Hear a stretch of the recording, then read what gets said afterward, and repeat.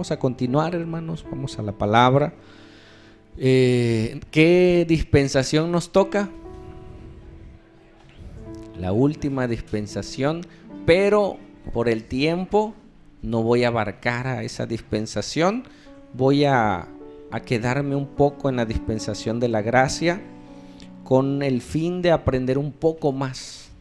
¿Sí? Hay tanto que estudiar y obviamente una dispensación es mucho, hay que resumir y dar detalles de esas dispensaciones. Y en el tiempo de la gracia hay una profecía que iba a haber 70 semanas en el libro de Daniel para que se cumpliera el tiempo en el cual Cristo iba a venir. Y hay una última semana que está por cumplir, en la cual Dios hizo pausa al pueblo de Israel, ¿sí? Y esa semana la detuvo para el pueblo de Israel, porque proféticamente el reloj profético para el mundo es Israel. Lo que pasa con Israel es lo que va a pasar con el mundo. Entonces Dios hizo pausa al pueblo de Israel, detuvo esa última semana, lo mencionaré el próximo domingo, y inició la etapa de la gracia. ¿Sí? Ahora Dios se volteó a ver al mundo para salvarlo a través de Jesús. Antes, para ser salvo tenías que ser un prosélito, añadirte a los judíos. En este tiempo de la gracia es a través de Jesús. Amén. En Él está la salvación. Él es el camino, Él es la verdad y Él es la vida. ¿Sale? Y vamos a ver algunos aspectos de esa etapa. ¿La tenemos?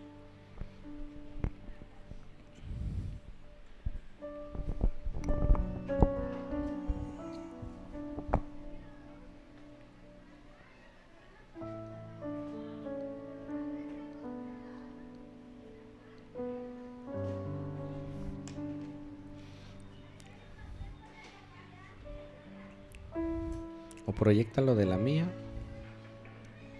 si no se puede, para que estamos en vivo, por eso en las películas le ponen pausa y graban y todo, editan lo que no sale. Aquí no, aquí todos estamos en vivo y siempre hay detalles técnicos. Amén. Entonces, gracias a Dios, vamos a continuar. ¿Cuántas dispensaciones hay en la Biblia? ¿Cuántas? 7 dispensaciones. ¿Qué es una dispensación? ¿Qué? Un tiempo en el cual Dios es el mismo, pero Dios trabajó de diferente manera con la humanidad. Amén. Desde Génesis en la creación, y eso es muy importante, porque hoy estamos en una etapa de gracia. Ya no estamos bajo la ley. Hay iglesias que quieren guardar algunas cosas de la ley, como el diezmo, como el sabbat. Nosotros ya no estamos bajo la ley. Si quisiéramos cumplir la ley, tendríamos que guardar 613 mandamientos, todos los mandamientos. Ahora estamos bajo la gracia. ¿Y qué mandamientos debemos de guardar? Di conmigo, los mandamientos morales, conocidos como la ley de Cristo. ¿Sí? Van más allá de la ley. ¿Qué decía la ley? No matarás. Jesús decía, está escrito, no matarás. Pero Él puso un estándar mayor. ¿Qué dijo? Cualquiera que ya en su corazón, ¿sí?, aborrece a su hermano, ya asesinó. Jesús va ¿a dónde? A las intenciones de nuestro corazón. La ley dice, no cometerás adulterio. Y si eran sorprendidos en adulterio, pues los llevaban a la plaza para apedrearlos. Jesús va a la intención del corazón y les dice, cualquiera que ya ve una mujer y la codicia, ya adulteró. ¿Por qué? Porque en su corazón ya está despertando ese deseo y no tarda en ejecutar ese pecado. ¿Dios qué hace? Dios cambia nuestros corazones. Él es el único que puede hacerlo. Ayer fuimos a compartir con unos jóvenes del anexo. Digo jóvenes porque la mayoría son jóvenes. Hay también adultos. Y les decía si pueden creer. ¿Sí? Jesús liberó a un endemoniado. Y el padre le dijo: Jesús, ¿podrás liberarlo? Y Jesús, ¿tú crees que Jesús te puede liberar? Claro. Pero Jesús le dijo al Padre: si puedes creer. Amén. Dile al que está a tu lado: hermano, si puedes creer. Díselo. ¿Podrás creer las cosas que Dios te dice? Si pudiéramos creer lo que Dios nos dice, no viviríamos como vivimos. Disfrutaríamos más. Amén. Disfrutaríamos más de la vida, pelearíamos menos y disfrutaríamos más. ¿Sale? Vamos entonces. Entonces son las 7 dispensaciones. Vamos en la 6ª, que es el presente que estamos viviendo. Vamos. ¿Lo tenemos ahí? Pásalos. La inocencia, la conciencia, el gobierno humano, la promesa, la ley, la gracia y el reino. Vamos. En esta etapa de la gracia, Dios, lo vuelvo a repetir, detuvo su trato con Israel y ahora quiere salvar al mundo entero. ¿Sí? ¿Y va a ocupar a quién? Se conoce como el tiempo de la iglesia. A través de la iglesia Dios quiere salvar al mundo. ¿Sí? Comienza, sigue, desde la crucifixión de Jesús hasta el rapto, hasta que la iglesia sea levantada, porque vendrá un tiempo de la gran tribulación y creemos que la iglesia no va a pasar. Hay quienes dicen que sí, otros dicen que no. Nosotros creemos que no vamos a pasar la gran tribulación, porque es la última semana que falta. ¿Sí? Y una semana para los hebreos son 7 años. Quedarán esos 7 años de tribulación, pero nosotros nos vamos. Y en esos 7 años la iglesia estará con su Señor. Y mira qué hermoso. ¿Sabes cuánto duraba una boda en el pueblo judío? 7 días. Amén. Todo Dios lo tiene bien trazado de una manera hermosa. O sea, el número completo en la Biblia es el 7. ¿Sí? Entonces esos 7 años que va a pasar la tribulación, nosotros estaremos con el Señor en el cielo. ¿Cuántos lo creen? ¿Sí? Vamos a disfrutar esa etapa y mientras vendrá el juicio. Entonces mientras estamos, sigue. Hoy quiero mostrarte 3 etapas en la historia de la iglesia, que es la etapa de la gracia. Porque lo decimos así nada más, desde Cristo hasta el rapto, pero hasta ahorita ha habido 3 etapas, mira. En la primera etapa, o la primera etapa de la historia de la iglesia, se conoce como la etapa antigua, que va del siglo I al siglo VI. ¿Sí? 600 años se le conoce como la edad antigua. ¿Sigue? Posteriormente, del siglo VII al siglo XV, se le conoce como la etapa medieval. ¿Sí? En esa época la iglesia cayó en una situación muy crítica. Surge el papado y la iglesia se perdió de una manera increíble. Imagínate, en la época del oscurantismo, la iglesia católica romana, ¿sí? Mató más cristianos, a más gente no cristiana de la gente que murió en la Segunda Guerra Mundial. O sea, la iglesia entró en un oscurantismo terrible, ¿sí? Hasta el año 15, sigue, que es la edad moderna, del siglo XVI al siglo XXIII. Yo te quiero mostrar estas etapas, número 1, para que tú las tengas y las estudies. Yo soy así. Cada que yo veo un dato en alguna predicación, yo lo anoto y lo estudio. Entonces la iglesia tiene estas tres etapas: la historia antigua, la historia medieval y la historia moderna. Y ahí es donde surgieron en la etapa moderna muchas religiones. ¿Nosotros qué religión somos, hermanos? Nosotros somos cristianos. No somos pentecostés, no somos bautistas, sí, somos cristianos.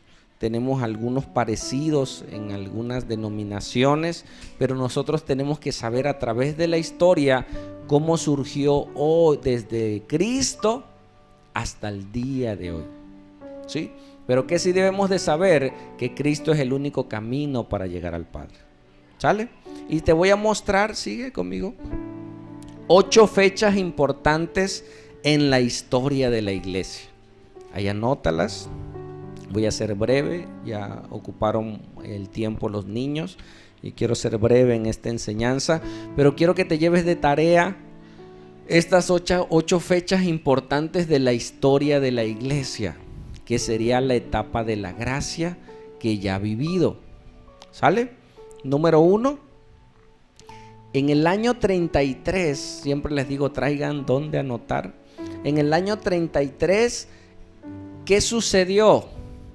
El nacimiento de la iglesia. Nosotros creemos que la iglesia nació en el Pentecostés, ¿sí? Cuando el Espíritu Santo llega, desciende para quedarse, ellos son bautizados, son llenos del Espíritu Santo y ahora el Espíritu Santo está en la iglesia. Cuando el Espíritu Santo se vaya, la iglesia se va a ir con el Espíritu Santo. Mientras el Espíritu Santo está deteniendo al enemigo para no hacer todas sus maquinaciones, ¿sí? Entonces la iglesia nace, ¿cuándo? En el año 33. Antes del año 33, que muere Jesús, hay cosas que a mí me sorprendían. Por decir, una vez leí en las escrituras que dice que una mujer se presentó, no siendo judía, le dijo a Jesús que tenía una hija enferma. Le dijo: Jesús, sánala. Y Jesús le dijo: no, porque la liberación es para los hijos y no para los perrillos. Y le dice esta mujer: sí, dice, pero también los perrillos comen de las migajas que caen de la mesa. Y le dijo: mujer, tu fe es grande, se haga como has dicho. Jesús extendió su gracia en una dispensación que no le tocaba, porque hasta esa fecha era el tiempo de Israel todavía, ¿sí? Le dice a su pueblo, a los discípulos, les dice: vayan y prediquen todos a la casa de Israel.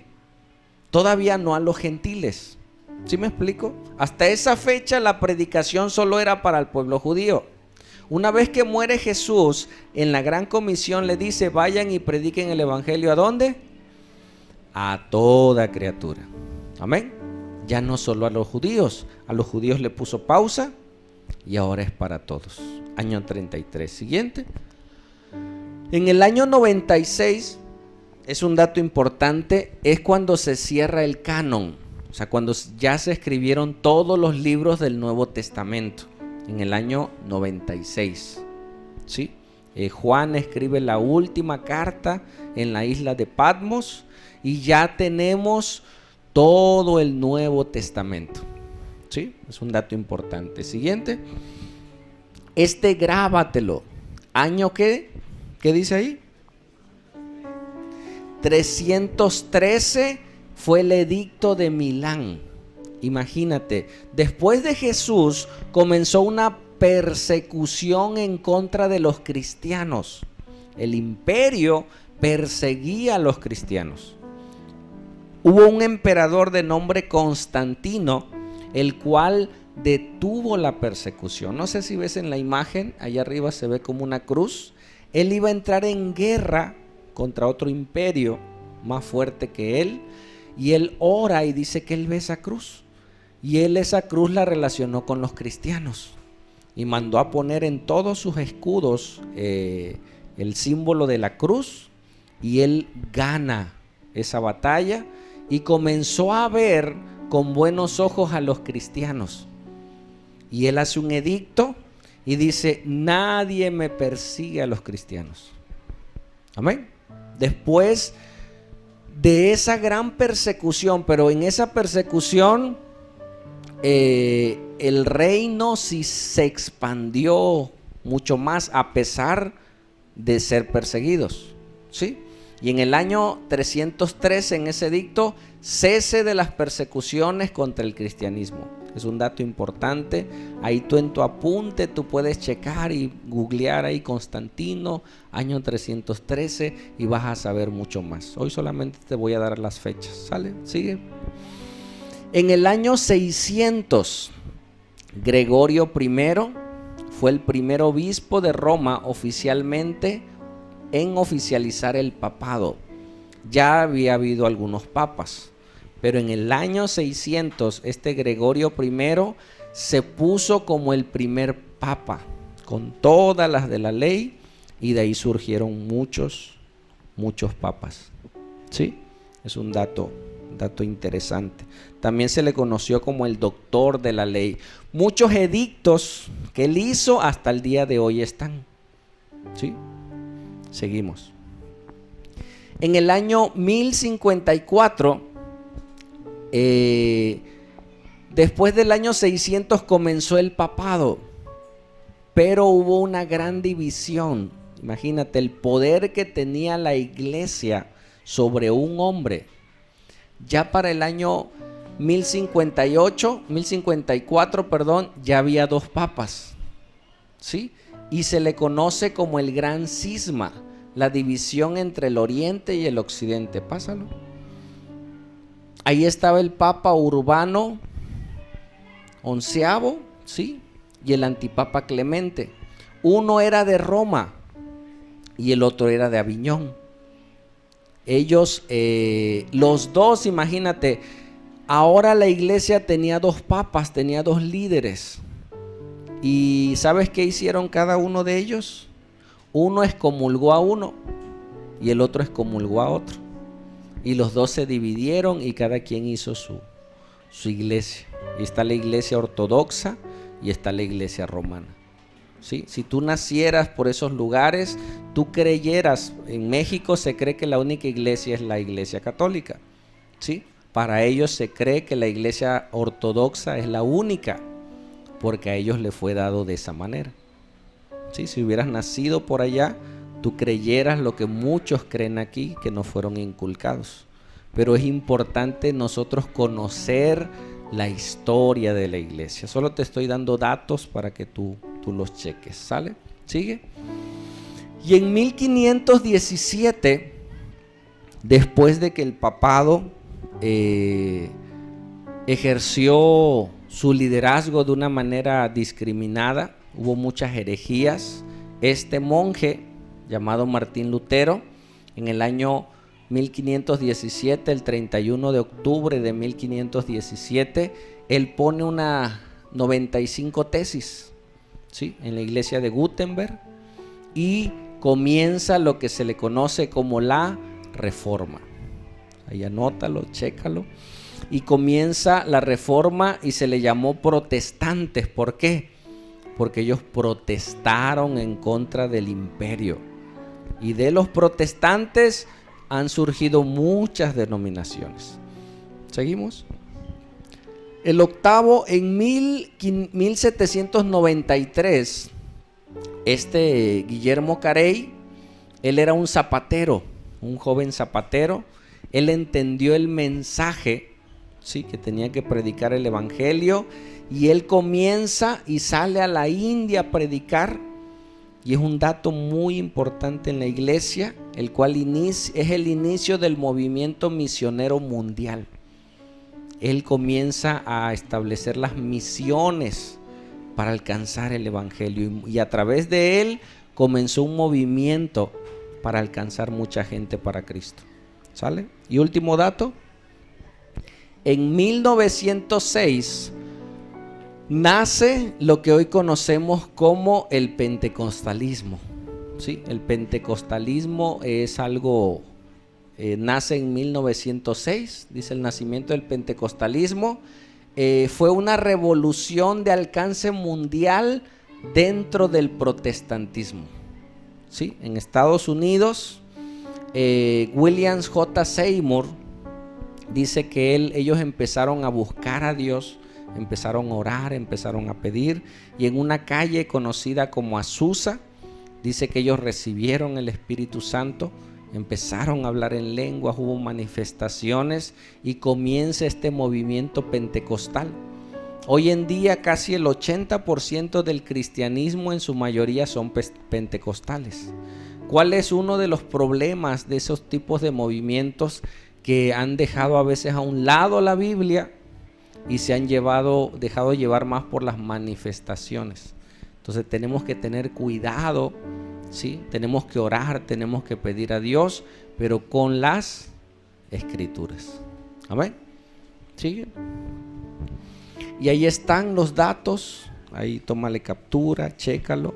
Esto lo vamos a ver a detalle cuando terminemos el discipulado 3. Vamos a ver la historia de la iglesia en detalle. Es muy importante que nosotros sepamos. Cuando yo me convertí, yo quería saber estos datos. Ahora ya los tengo, ahora yo los repaso, los checo y puedo compartir con las personas la información. Si no conocemos la historia de cómo nace la iglesia, del por qué hoy estamos reunidos en un lugar como este, donde no hay imágenes, ¿sí? Donde tú dices, oye, esa es una iglesia, pero si no tienen un templo, es que la iglesia somos nosotros. Amén. Tenemos que ir a la raíz de las Escrituras, de cómo Dios está edificando la iglesia. ¿Sale? Y termino con este pasaje que está en Filipenses 1:6. El apóstol Pablo le dice a la iglesia en Filipo, le dice esta frase.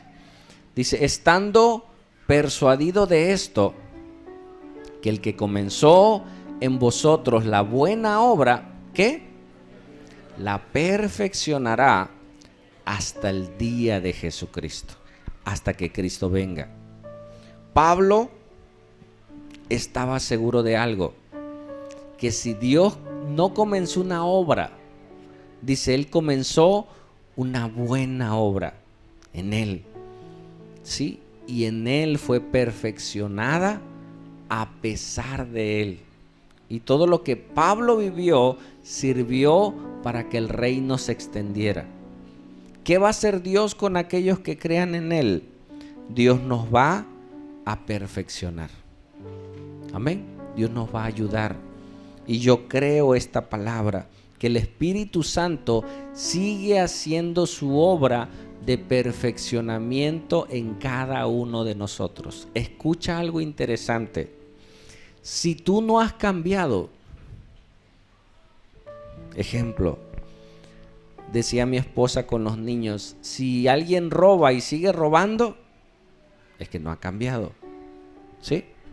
Entonces, cuando tú le entregas tu vida a Jesús, tú puedes cambiar de religión, pero si tú no cambias en tu interior, es que Cristo no está en tu vida.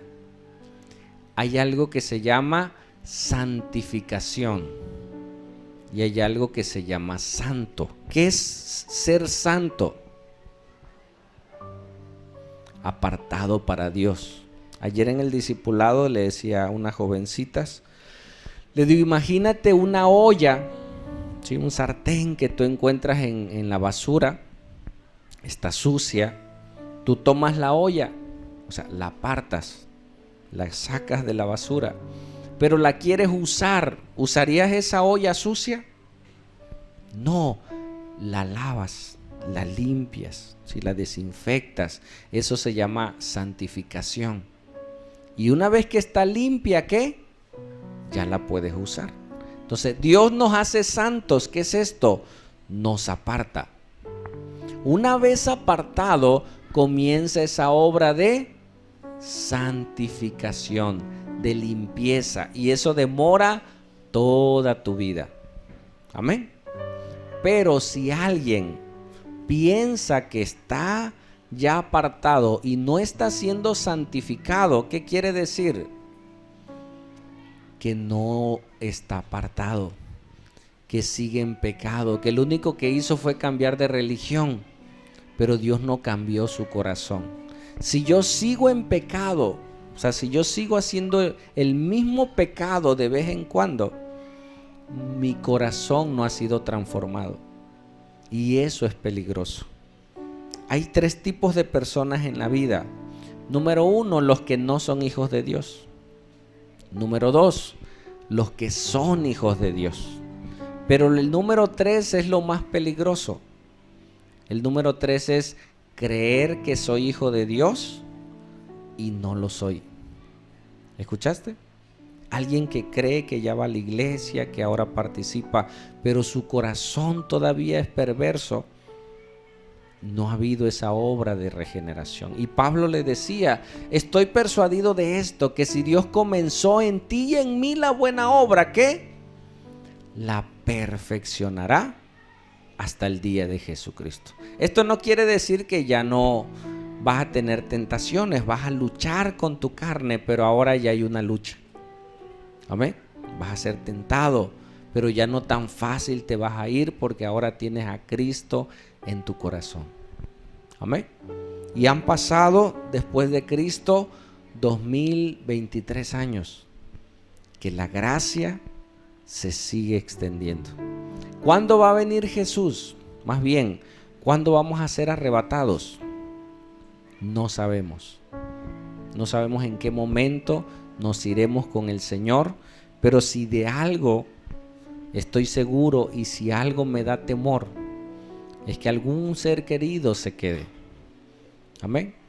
Yo hace rato estaba allá atrás, veía a mi hijo, veía a los niños y volteé un poquito más y vi a mi mamá de espaldas y se me escurrieron las lágrimas y yo por mucho tiempo le he pedido por mi mamá y ahora la veo aquí con nosotros.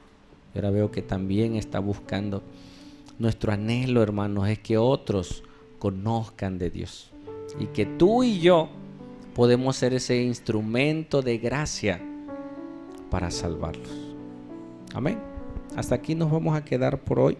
Solo quería darte estos datos y que tú le pidas al Señor. Yo ayer con los jóvenes del anexo le decía Jesús al papá del endemoniado, si pudieras creer, dice. Amén. Al que cree, todo le es posible. Dios no solamente en el caso de ellos te quiere sacar de una adicción, quiere cambiar tu corazón para darte vida y darte esperanza. Amén. Vamos a orar, iglesia. Vamos a darle las gracias al Señor por este tiempo. Vamos a darle las gracias a Dios por los niños, por nuestra familia y que Dios siga obrando. Creo que hay unas fotos ahí, pásalo. ¿Dónde están las fotos? Sigue. Ahí está. Ayer ahí estuvo nuestra hermana Marisa, estuvimos compartiendo, orando por ellos y haciendo la obra. Otra más. Ya iniciamos el discipulado, ahí estamos en la F. Gutiérrez, dando el discipulado los lunes a las 6 de la tarde y ayer tuvimos discipulado, ya no tomé foto ayer, pero ayer tuvimos discipulado 2 a las 3 de la tarde. Ahora nosotros tenemos una encomienda de hacer discípulos. Amén. Si tú quieres ser un discípulo de Cristo, acércate. Pide ayuda, pide consejo y dile cómo yo puedo estudiar más la Biblia, cómo yo puedo acercarme más a Dios, ¿sí? Y cómo puedo compartir la palabra para que otros conozcan. Amén. ¿Sabes qué hacía yo cuando recién me convertí? Yo se los llevaba al pastor. Yo le predicaba a alguien, o más bien le daba mi testimonio a alguien y se los llevaba al pastor. Y el pastor, mire, tengo un amigo, háblele de Cristo, porque pues yo no me sabía ningún texto bíblico. Y yo les compartía y se los llevaba al pastor. Pues ahora yo soy el pastor, ya no se los llevo, ahora yo les enseño. Y ahora tienes que enseñar a otros para que otros hagan la obra. Amén. Y ese es el trabajo que vamos a estar haciendo discípulos. Nos ponemos de pie, iglesia. Vamos a pedirle al Señor que Él nos ayude. Vamos a ministrar, Paco, la última alabanza. Y que Dios nos ministre. Padre, muchas gracias por este hermoso domingo, Señor. Nos gozamos con los niños. Podemos ver que ellos están aprendiendo. Y cada vez más sabemos que somos pieza importante para nuestros hijos, Señor. Perdónanos si no hemos sido buenos padres. Nuestros principales discípulos tienen que ser nuestros hijos. Tienen que ser nuestra esposa, tienen que ser nuestra familia, Señor. Ayúdanos, papito lindo, a hacer tu voluntad y guárdanos. Hoy queremos orar por aquellos que no te conocen. Hoy quiero hacer un tiempo de intercesión y que tú pidas por alguien. La semana pasada oraste por alguien. No sé si fuiste a verlo, pero hoy vuelvas a orar por una persona. Vuelvas a orar por alguien. Le digas: Señor, permíteme compartirle. Si no tienes nadie en mente, dile: Espíritu Santo, muéstrame a ese alguien. ¿Quién quieres que yo le comparta? ¿Quién quieres que yo le invite? ¿Quién quieres que tú uses mi vida para que le conozca? Señor, con uno que salvemos, Señor, en esta semana, tú multiplicarás tu obra y tu iglesia. Tú sigues haciéndolo, Señor. Tú sigues obrando en nuestras vidas y en nuestros corazones, papito. Gracias por este día. Gracias por permitirnos estar en este lugar y por lo que tú vas a hacer en nosotros, Señor.